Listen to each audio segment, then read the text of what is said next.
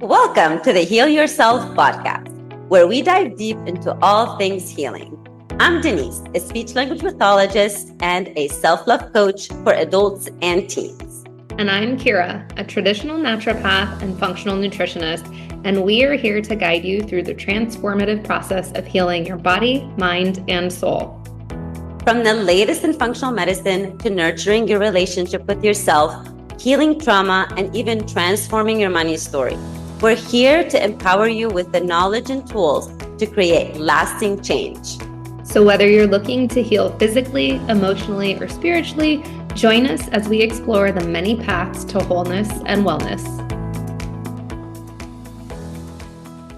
All right, everyone, welcome back to another episode. And today we have a special guest for you, which always makes me very excited. So thank you for joining us, Amy. Thank you for having me, Kira. So I'm going to share a little bit about Amy. Amy Lewis is a master health coach and fascia alignment specialist who helps individuals ready to take responsibility for their health. And I love that word, by the way, responsibility. With nearly 30 years of experience, she specializes in pain relief, gut health, and connecting physical and spiritual healing, guiding clients to naturally heal from the inside out. Using her expertise in yoga, block therapy, and nutrition, Amy empowers clients to uncover the root causes of health issues and develop simple, actionable strategies for lasting transformation. You're ready to take charge of your health and embark on a journey of healing? Amy's here, and I'm super excited to chat with her today. Awesome. Thank you so much for having me. I'm really excited to be here today. Tell us about yourself a little bit. Like, how did you get into the space? Because people always have interesting stories. We sure do. It's so interesting. And it's funny, as I get older, I have to remind myself of the challenges. And of course, there's always new challenges as we age. But I got into the health and wellness space from my own experience, as most of us do, with Crohn's disease. And I was young when I was diagnosed. And it wasn't like everyone didn't know. If you said Crohn's disease when I was diagnosed, they would think you had a death sentence and they would be like, what the heck is that? Right. Yeah. I was 12 years old. It was 1982. Mm-hmm. People did not know about it. And I definitely didn't want anyone to know. 12 is a very precarious age. Our bodies are starting to change. And, as a young girl, I was starting to be more and more self-conscious. So I got into my parents, in loving me as they did, took me to conventional medical centers to find out what the heck was going on. They thought it was just anxiety. But once school ended, it was like 6th grade, and I was still having all these problems. They were like, all right, I guess we really need to figure out what's going on.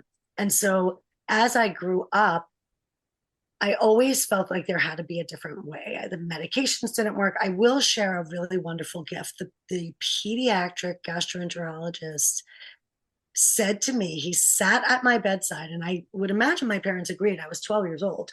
And my mom says they were in the room. I don't remember that. My parents, the doctor said to me, okay, here's the deal. You have Crohn's disease.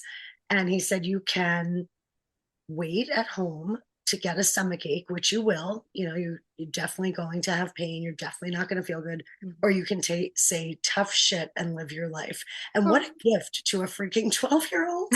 For real, right? I obviously had parental support. And that was something. And it's really just like, I know this is coming through for a reason. I don't always share this in these types of conversations, but it really was at that young age, divine intervention. It was the right doctor. That wasn't the doctor I was supposed to see. I was supposed to see this older doctor who had treated my younger brother, and then he wasn't there, and I was kind of freaking out because I knew the other doctor. And so, of course, that all worked out the way that it should. And that, I was in and out of the hospital all the time from 12 till the time I was in my 20s. There was a lot of hospital visits. And finally, I decided there has to be another way to deal with all this. And that was, I was exploring in my late teens and early 20s, like, okay, how can I feel better? And there were some very simple things I did initially that led me to further explore, what affects the body? How do we connect? What happens? There's a great book called I think it's called Wherever You Go, There You Are by John Kabat-Zinn, who also did studies about meditation and digestive disorders in Massachusetts. So that's how I started into the wellness field, where I started sort of, working out and seeing how the movement affected my digestion, breathing through stomach aches, and like sort of doing things that came to me, but then seeking other sources outside of the medical field. And again, there's value there. The diagnosis was great. It was just by the time I was really like, okay, this isn't going to work for me, was I had multiple surgeries and I was young and they wanted to do more and they wanted to give me a colostomy bag in my 20s. So I said, no, thank you.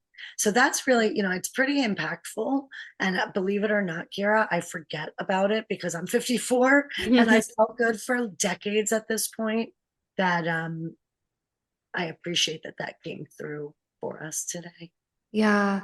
Thank you for sharing. I love your story, not for the pain that you went through, but it resonates with me. So I was not a Crohn's or a colitis sufferer, but it was IBS, which still people don't get it. They're like, well, so maybe you have irregular bowels. And it's like, well, it can be pretty extreme sometimes too. And that's the thing. It led me down this journey on my own. And the breath work piece was really big. And now I work primarily with women that deal with IBS, Crohn's, or colitis. So that is awesome. I'm saying it's just so wonderful that there are resources, and especially for women. And a lot of times women do go to doctors, and because we have some similar symptoms, whether it's, from our monthly menstruation cycle or from going like perimenopause, menopause, some things really get brushed under the rug. And so I do want to encourage anyone that's listening that the biggest form of self-care is taking responsibility for your health and really getting to know yourself and your body, and then being able to reach out and say, oh, wait a minute, Kira, I heard you work with people with IBS. And even if you're not sure that's what's going on, but if you're having chronic issues, whether it's digestion or pain, there is something else going on that we can explore with you. So it's just so exciting that there are resources for people and women today. yeah, there are. And I didn't mention this. Denise isn't here today. Sorry, guys, but you figured it out by now. We're always saying that. Like, don't just ignore these symptoms. They just continue to get louder and louder and louder. Mm-hmm. And don't let anyone gaslight you in the medical industry, brush you aside, tell you it's just because you're getting older. Advocate for yourself. Yeah. I do want to share just a very impactful story of why not to do that. And I'll be really quick with it. But this summer, a friend of mine last in May, she's my age, 54, she wasn't feeling right. And she knew intuitively that something was wrong with her heart. But she kept going to the doctor, and the doctor kept brushing her off and saying it was anxiety and menopause. Fast forward, she bought herself a blood pressure cuff. She was like, something's not right. She couldn't get answers. So her way was getting this blood pressure cuff and checking her blood pressure. We had a year of loss. And the day after one of these funerals, we were at my friend's house, and we were all just sort of chilling out and just kind of trying to like center ourselves. And she later that afternoon, to make a long story short, virtually had a heart attack. The only reason they weren't calling it a heart attack was because she didn't code. Now, why am I sharing that with you? Because she had been going to the doctor. Mm-hmm. If she didn't have that blood pressure cuff and she wasn't aware, she wouldn't be here. That was very extreme. She was very lucky. She was with her husband. She called him in. She said, something's wrong. I don't feel right. But the message is, since May, and this was in July, she knew. So just want to encourage you not to wait till you're coding in the ER and getting paddled, to just say, you know what, something's not right. And maybe reach out to Kira or reach out to Denise or reach out to a guest that resonated with you, so that maybe you can just that's going to be the next person that's going to just light your way to maybe a turn that you maybe wouldn't have been aware of. And I'm not saying to, not get yourself checked, but just to please check in with your own intuition, because you know yourself better than anyone. And I feel that better people, better world. When we feel better, we do better, starting with ourselves. 100%. Like, Well, not to be doomsday, but it's crazy. It's like total craziness. it She's great, is. doing amazing right Oh, now. good. Good. Yeah. So Well, take care. that's the perfect segue. I mean, we're talking about spirituality. Again, Denise and I, firm believers that it's not just physical. We have to heal on a deeper level. Talk to me about that because you obviously got into the spiritual growth and health space coming from, Crohn's. So Yeah. how did you get there? How did you bridge the gap and what's the connection even? That's a great question. And as I think back, like I remember being young and starting to explore meditation. I grew up about 20 miles northwest of Manhattan, and there was a little town called Nyack. So if anyone knows it, give a shout out. It's a great little town, and there's a lot of it's in Rockland County, in the county I grew up in. And that was really an epicenter for spirituality and these hippie stores, right? Because like a hippie and weird and out there if you were doing spiritual things in the sort of 80s and 90s, where I was anyway. But there was a big epicenter there. And then, of course, Manhattan's right there. And so I started going to these meditation and breathwork classes. I wanted to connect with other people because I felt out there, because I felt like it wasn't like I was necessarily ostracized, but it was definitely clear that I was different all growing up. My teachers would say it to my parents in parent teacher conferences. They would never understand how I got grades. They'd say she walks to the beat of her own drummer. We have no idea how she accomplishes what she does. And they weren't being mean or rude. They were really just stating the facts. So as I was growing up, maybe some of you have had the same experience. I felt lonely. Like, am I the only one that like doesn't is feeling something outside of right here? And so I did start to explore breath work and meditation. And then the byproduct, just like going to the gym, was that my stomach didn't hurt as much. I wasn't having as many stomach aches. I wasn't craving the same sorts of foods, right? I was brought up eating all kinds of crap the way many of us were. Yeah. Right. And so to break that sort of started happening as a byproduct and made me stand up and look. I first got into working out and nutrition because, like every young woman who is bombarded with media, I wanted my body to look different. Yeah. Yeah. I wasn't getting the results doing cardio 24/7. And I wanted something different. So again, I got into these things sort of as a natural progression of human development, like as a woman in the time I grew up. And it just had this side effect of helping me to calm myself, of helping my stomach to not hurt as much. Like I was eating whole foods because I was going to a fitness nutritionist, right? I was going to somebody because I wanted fitness gains, but those fitness gains were then giving me digestive gains. And then as I learned that, well, now I'm getting all bunged up and I'm getting too tight because I'm lifting heavy weights to get rid of my stress. And then I started to learn about that fascial release to create space. When we create space, we are able to connect spiritually because that aligns our chakras and our energetic bodies. And I know, ask any questions. I'll definitely circle back. I know you guys talk about this stuff, but it really is that when we're approaching one thing, we're affecting our physical and our spiritual and our emotional bodies. It just might take a little bit of healing in the physical to be able to allow the emotional to heal, because that usually comes with tears and emotions that we have to bring up and out that aren't always comfortable. But it really was, a side effect of a different goal, and then getting curious. And then over the time I've been in the industry, being open and things coming into my field, like the block therapy, these cute little blocks back here that have made just such a difference. So does that make sense, Kira? It does. I mean, what I'm hearing is it's a bi-directional relationship. So you working on your spiritual growth helped with gut health, but also working on gut health can help with spiritual growth. Absolutely. Okay. So really, wherever you are, right? If you're like, oh my gosh, Amy, I have stomach aches all the time. I can't like even focus on my breath. Well, I might say to you, well, what can you do? Can you drink a cup of peppermint tea in the morning? Can you drink some of warm lemon water? Like, would that be something you think you could do? Sure. Okay, let's start there, right? Could you take 3 strong, deep breaths when you wake up in the morning before you get out of bed? Like, could you just do that and forget about some like, elongated meditation that you are sitting down to? Could you take 1 breath? 3 is going to be the best, smallest place to start, because 1, you're likely going to be breathing up here, and we want to get at least to the belly. But that's really what it is. It's you're not going to do. I run into this, and maybe you do too. With nearly 3 decades of experience, I want to tell you everything now, but you can't, right? Because I didn't do it overnight. I did it over 30 years. Yeah.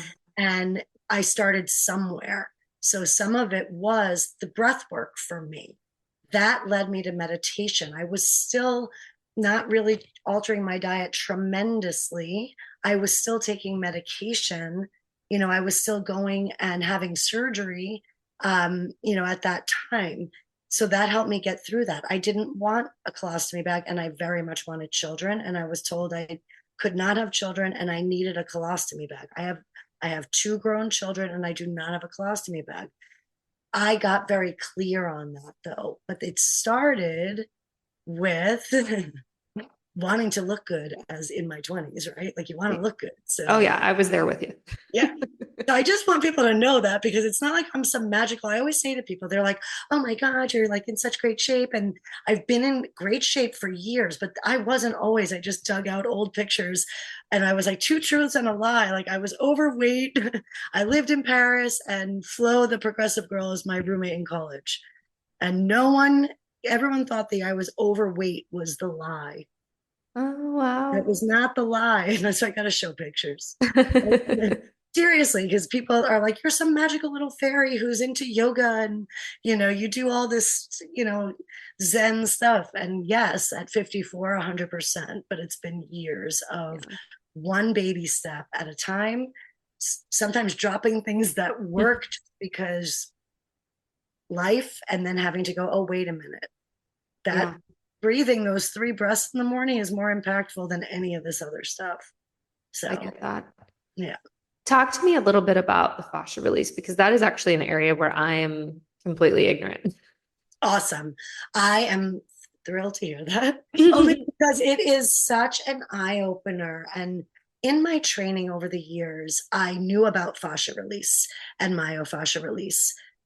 And I did incorporate it in, but this after in 2020, right? The more life you live, the more injuries and illness you have. I broke my back in 4 places. Everything is like divine timing, right? And what I then healed, I could walk, I could, do yoga. I'm so thrilled, but I had pain. And I thought, whatever, I'll have pain forever, but I can walk, I can do yoga, I can do all these things. And in my friend and colleague introduced me to block therapy. And over the years, we were like, you got to check out this thing. And we're always like rolling our eyes at each other, like, oh, what are you doing now? So with the fascia, if you're unfamiliar with what fascia is, it's a connective tissue that wraps around and through every muscle, bone, organ, nerve, cell in our body. It's like a 3D web that holds everything in place. So the cool thing is the fascia affects every cell in the body, and it allows us to move with fluidity when it's healthy and hydrated, right? So that's when we're feeling really great. Because we live life and we have gravity and we have stress and we have all these other things, the fascia is gripping to our bone. So that's how we end up compressing in. So think about what happens when the rib cage compresses, all of the digestive organs get pushed down. There's no room there. So if you're thinking about digestive health, now we're going to have a problem, because forget about, even if we were eating the healthiest of diets, there's not room for our digestive system to do its work. So that's one thing, the digestive system. What fascia does, fascia release, when we work to open up the body, you literally will feel taller because your posture realigns. And as we unwind, we literally unwind time. Now, I did a post today because it's so incredible. I talk a lot about the physical side, and we start just in a belly position. And I am more than happy. I have a wonderful sampler program that I am able to gift to you. I am certified in block therapy. I'm a fascia alignment specialist. And the creators of block therapy, as a result, have said, hey, you can gift this 9-day program. All you need is a rolled towel. And that's exactly where I started. I started with this 9-day program. It's a total body release. And you start with that towel rolled over your belly button. And you start with diaphragmatic breathing. So it's really just a wonderful way to reduce stress and to begin to open the body and create heat. And most people aren't even really aware of fascia and what it is. But what happens is that web, as we are pitching forward due to gravity, the fascia grips onto the bone with up to a 2,000 pound per square inch force. It's incredible. So everything just, again, it starts to compress and compact. And the incredible act of just opening up allows you to breathe and then connect to that spiritual side of yourself as well. So it's, I always start with the physical with people, since you folks are connecting the spiritual as well. I love personally to do, there's a position when I'll do the belly position with the large block, and then I'll put this smaller block right above the bridge of my nose, and I'm on the floor face down and just pull that up. So I'm pulling the tissue up, but then what am I affecting? My third eye. And as you're here and you are seeking pain, I'm not going to say it's comfortable, but it's incredible. I just got to pick up those glasses I just dropped. Yeah. Well, so I have had incredible experiences with timelines, with just, being able to just turn a little bit. And my friend Beth and I are always like, we crack each other up because we're like, I had this release, I had that release, this happened, that happened with the block therapy. And this was developed like 26 years ago. It's not a new practice. It's just something that isn't, super well known. But you'll feel those energy centers. Some people notice it in the way of a reduced appetite and more energy. So there's a lot, it can affect the entire body. It really, but it is that web. I think of it like the mycelium sheath of mushrooms around the earth. Yeah. So if you're aware of that and that those energy points, that fascia is like the mycelium sheath that encompasses the earth. But it does grip to our bones. And so the block therapy, as opposed to like a foam roller or a lacrosse ball, with the diaphragmatic breath and that heat, it melts adhesions that are holding you in, right? So now you're here. We want to be able to be here. So that as we melt those adhesions on the front body, we're able to open up and we're able to heal. So, I mean, it's very, very simply, we create space in the body to align the body on a cellular level. So it's really all about creating space and cellular alignment and allowing the cells to get back into their natural sort of circular shape so that you can feel lighter and more buoyant. So it's space and buoyancy. Now you're giving me something where I'm like, I need to do this. Honestly, everyone can benefit. It's just an incredible practice. What got me was my back not having pain. And I had worked on gut health, both for myself and with clients for decades. And this was introduced, and the effect on my gut health, in addition to what I was already doing, was just unbelievable. And then, of course, if you're working on the gut, you're working on the vagus nerve. Yeah. As you're working on that vagus nerve, now everything is calming, and you really do have releases. I've had clients that have cried through a whole class. I have clients that giggle and tell me they've been farting through the whole class. I'm like, really? I didn't notice. It's all any good. release is great. Right. And I do, it's so funny because I do very little in person. My main work is online. And this is something you can do at home in the comfort of your home. Which is nice for many. incredible. I highly recommend checking out, if you're like, wait a minute, I highly recommend checking out the sampler program because you'll get a feel for it. And then, people typically end up ordering a block buddy. And the cool thing is it comes with a 12-day fascia alignment program.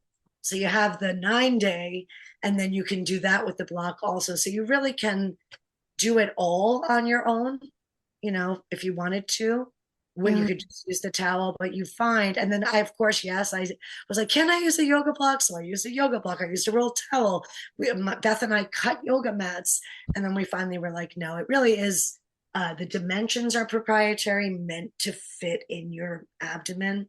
But I'm just sharing that with you because I definitely, as people listen and they're like, oh, really, another tool, especially, it's most people's not their first rodeo.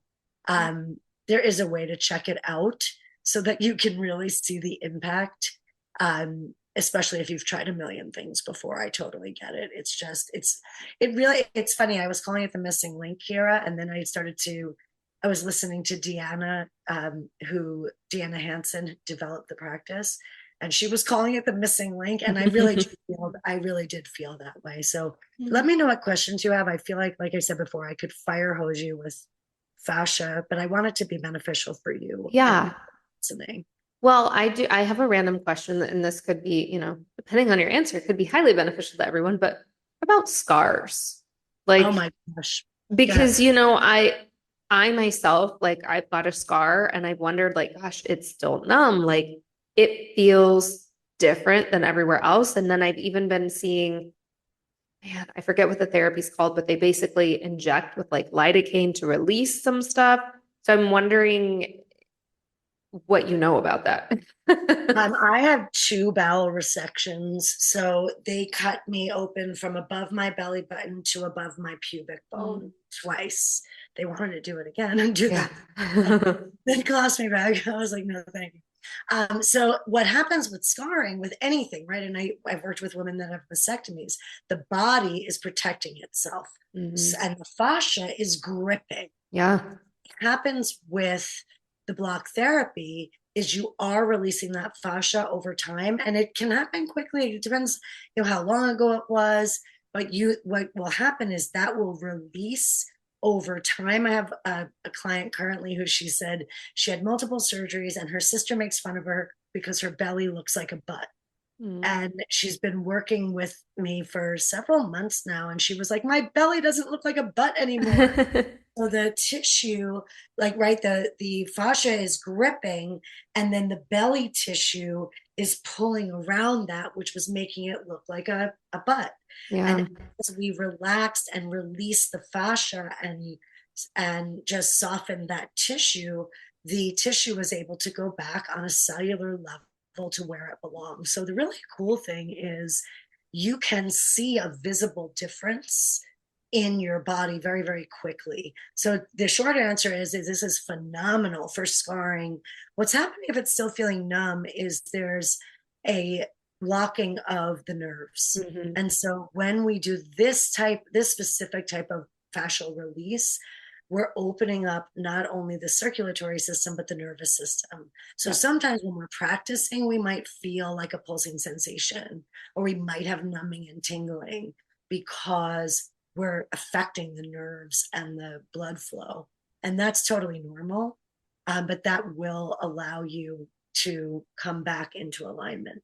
And like I said, it depends. I'm 54. I had surgeries when I was 26 and 21. So that was, a while ago. And then the scars, depending where they are, if that's pulling inward, that's going to pull my pelvis out of alignment and make my back more susceptible to injury. So as that opened, now everything can line up again. And at 54, I can't say I never hurt. That would not be true. But the truth is, I'm not like in pain all the time at all. Like I don't wake up in pain. I typically am in pain if I do a lot of, if I'm teaching a lot of classes, taking a lot of classes, deciding I'm going to hike up to the top of the mountain, like if I'm really pushing it, then I'll have more pain. But typically, and at my age, I just hear my friends complaining Yeah. and I'm not having that experience. So yeah, the scarring, and it doesn't matter where it is. It doesn't need to be your abdomen. If you have a scar, if you had knee surgery, if you had shoulder surgery, this will again allow you to realign. If you have a tear in your rotator cuff, let's open up your chest, right? Because this tears your rotator cuff. If we open, we bring the blood flow back, we can heal that. So the Yeah. short answer is yes, you can unwind that fascia and you can soften that scar tissue. Which, for those listening, this is an interesting thing is scars can hold a lot of trauma. Like those emotional traumas that were associated with that time. And so that's going to move it too.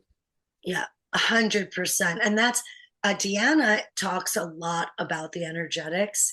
We typically see people coming in because they have pain. I know, like you, the energetics is so important to me. And that's, like you said, as we've had experiences, we hold, when I went to massage school, they always said you hold your issues in your tissues. And it's true. Yes, we say that. We've said it on here for sure. That's awesome. And so, yeah, you can really release, and then the breath helps you do that as well, right? Because you're physically able to get it up and out. So, and you can even release trauma from things you may not be aware of. Mhm. And you don't, I just want to assure you, you don't have to experience those traumas again. You might have a release in the form of crying. You might have a release, in the form of feeling heat or cold or numbness or tingling, but it doesn't mean that you have to go back through the traumas that you went through.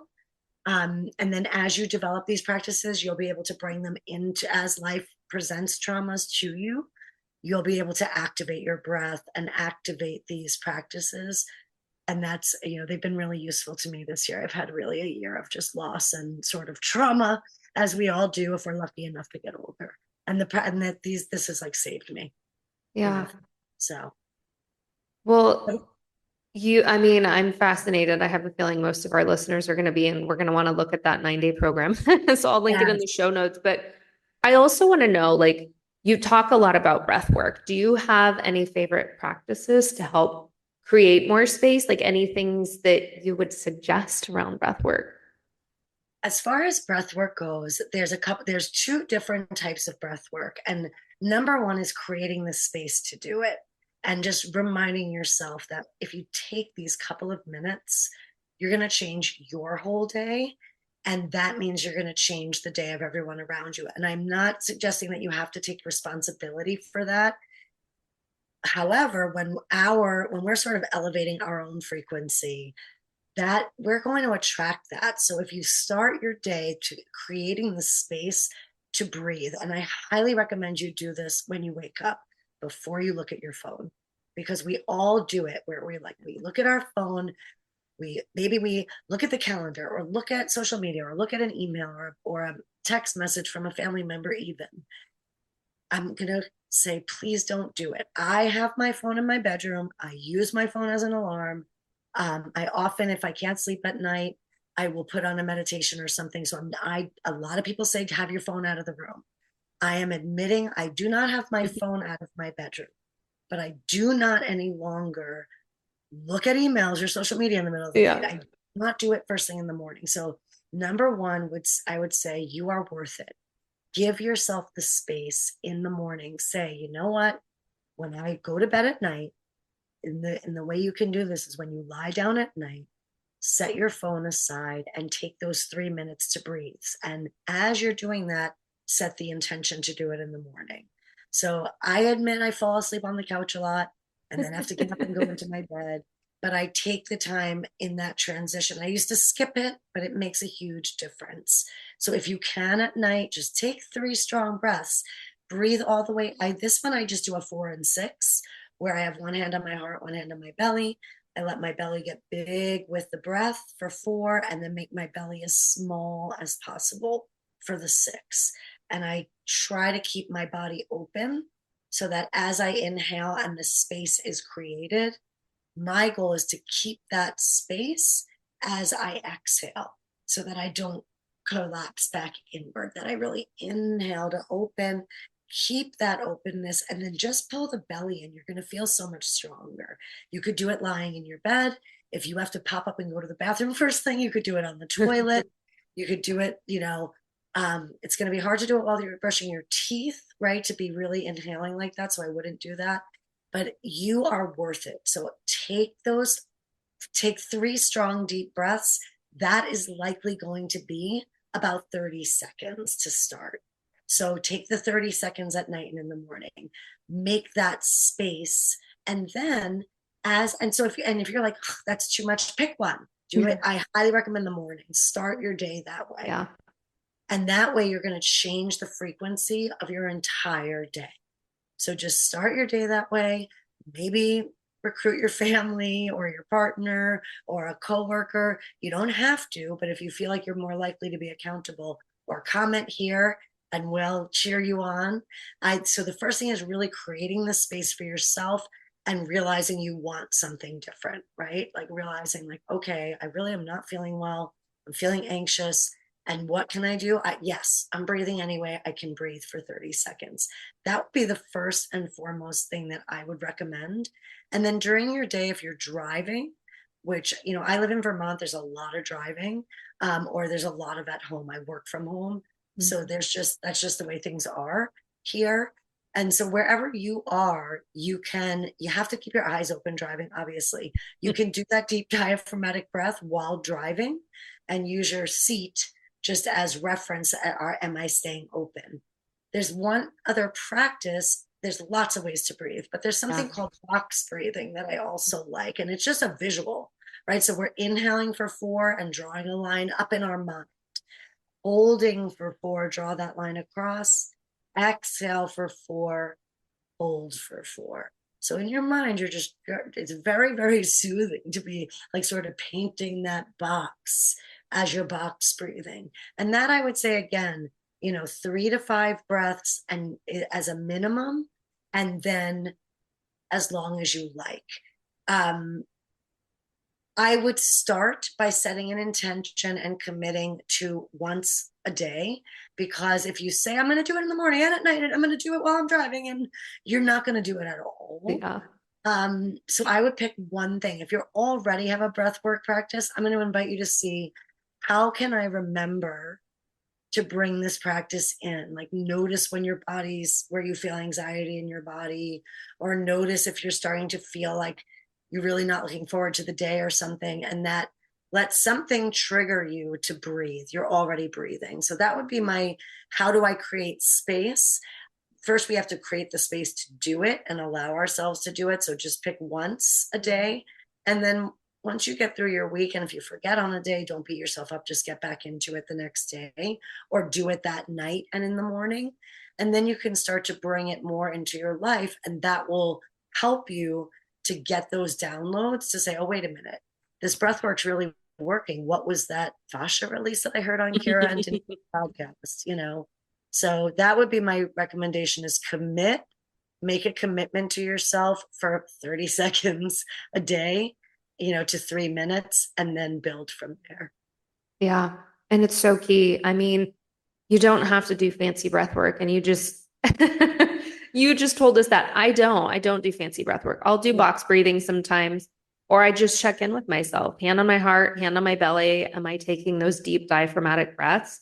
That's it. But oh my gosh, you can feel so much better with physical issues and just with stress and that quick thing. 100%. But it often really goes ignored. And it really, what ends up happening is you give yourself the gift, is when you're in highly stressful situations, you will be able to make decisions and be calm. Now, this took me years. It doesn't have to take you years. I just want to remind people that it's not like if something happens tomorrow, you're going to have to feel bad about yourself. I was grateful we lost my nephew this summer, and my brother and I had to make some really difficult decisions. And my mom kept saying, how are you making these decisions? And I said, Mom, it's the breathing. I said, it's the grounding that I've been practicing for years. Like, it all prepared me for this moment. So it was really, may you never have a situation like that, but you have other things that are day to day that you don't have to be like, well, that was pretty crazy what Amy shared. It doesn't matter. It could be that your kid, had a bad experience at school and you're struggling with that, or an argument with a loved one, right? So it doesn't have to be like the most traumatic thing ever. That it's going to be your day-to-day life, that if you can breathe, you'll just be able to be more loving to yourself and then to those around you. Yeah. Honestly, you're regulating your nervous system. 100%. Yeah. Exactly. That's what you're doing. So Yeah. even if you never got a block and you were breathing, you're regulating that nervous system and you're checking in with yourself. Mm-hmm. Yeah. So that's a pretty incredible gift that you have with you all the time. I know. Well, I've loved this conversation. Is there anything else that you feel you need to share with listeners? I'm putting you on the spot here, but I do that for everyone. I appreciate it. I want to invite you to take responsibility for your health. I really do. And when we feel better, we do better. And we all deserve that. And I want you to know you're worth it. So taking responsibility for your health could be breathing or drinking some more water, right? Realizing you're worth it. So if you haven't felt that way, or you are looking for permission from someone, Kira and Denise and I are granting permission to take care of yourself, to slow down, to take those few moments. You are worth it. And it's more important than ever to take responsibility for yourself and your health. So that's what I would love to leave you with in whatever way you can. And please, my inbox is always open. It's not easy, right? It's simple, but it's easy to forget to breathe. I've been teaching yoga and fitness for 3 decades, and I will in class forget to breathe. So I just want to remind you, it's a moment to moment journey, and just keep going. Yeah. Well, how can our listeners find you? You can find me you can email me at amy@fusionfitnessvt.com, and you can visit my website there. It's this very moment being redone, which it'll probably be done by the time this comes out. If you're on social media, I'm on Facebook at amy.dabrish.lewis. You can also find me I can't remember my Fusion Fitness. I should know my social media. I'm on Instagram at amy_Lewis_master health coach. And I am also on LinkedIn as Amy Lewis, Master Health Coach. You can also, I'll be checking in. You can just, ask a question here and I'll definitely check back. So thank you for listening. And Kira, thank you for the time. And I can't wait to meet Denise. Yeah. I'm so glad you're taking care of you, Denise. Well, thank you so much for this. I'll put everything in the show notes, and it was so lovely having you on. And thank you so much for your time and for having me on. I appreciate it. All right, guys, we'll catch you on the next episode. As always, if you enjoyed this, please like it, leave us a review, do all the things.